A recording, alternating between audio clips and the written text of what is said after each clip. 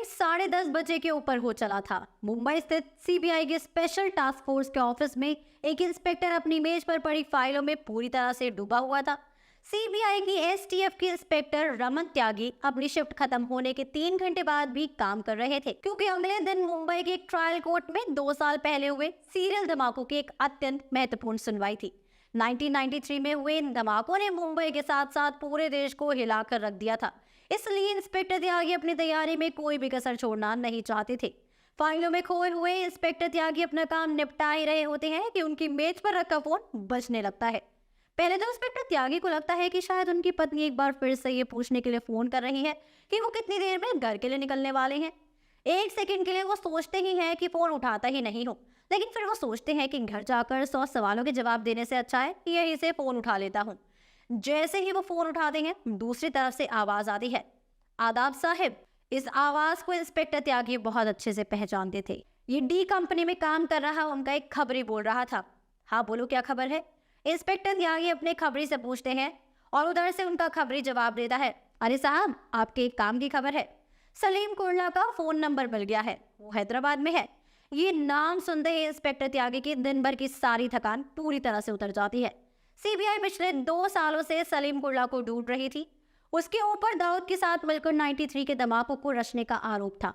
Dubai से बोल रहा ये खबरी ये कहता है कि साहब, आप हैदराबाद पहुंचे, मैं सलीम से बात करके कंफर्म कर दूंगा कि वो वहां है या कहीं और वो जहां पर भी होगा आप वहां पर रेड डाल देना। इस खबरी ने आज तक इंस्पेक्टर त्यागी को कोई भी गलत इन्फॉर्मेशन नहीं दी थी, इसलिए खुशी से फूल चुके इंस्पेक्टर रमन त्यागी तुरंत इस लैंडलाइन की लोकेशन निकलवाते हैं और ये जानकारी अपने एसपी सतीश झा को दे देते हैं। इंस्पेक्टर त्यागी के इस खबरी की जानकारी के आधार पर मुंबई और दिल्ली के सीबीआई ऑफिसर की एक टीम, जिसका नेतृत्व सीबीआई एसटीएफ के डीआईजी नीरज कुमार कर रहे थे, सलीम कुर्ला को पकड़ने के लिए हैदराबाद रवाना हो जाते हैं। लेकिन जब सीबीआई की टीम हैदराबाद में सलीम कुर्ला के ठिकाने पर पहुंचती है तो वो वहां से गायब हो चुका होता है।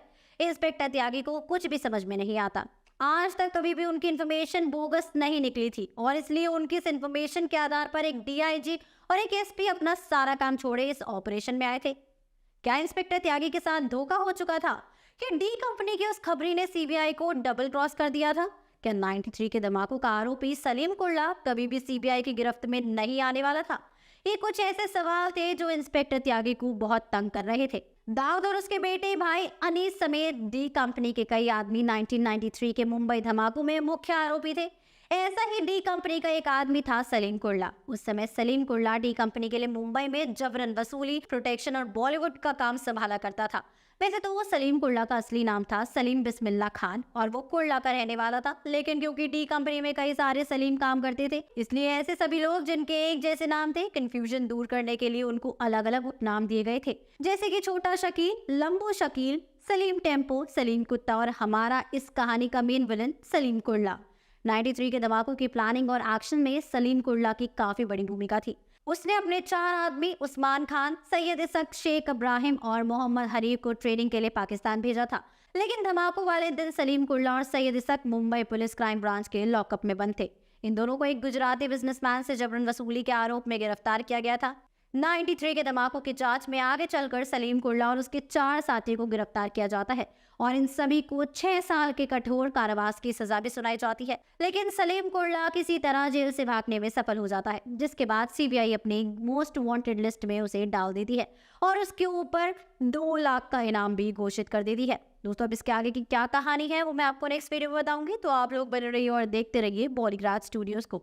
आपको जाते जाते ये भी बताना चाहूंगी कि ऐसे ही कहानी हमें सूर्यवंशी 2 में भी देखने को मिल सकती है। अब देखते हैं कि इस फिल्म के मेकर्स हमारे लिए क्या कुछ खास और नया लेकर आते हैं। तो इसी के साथ मैं अनुष्का त्यागी लेती हूँ आपसे इजाजत। बने रहिए और देखते रहिए बॉलीग्राज स्टूडियोज को। हमारे आज के राइटर हैं दिव्यांशु।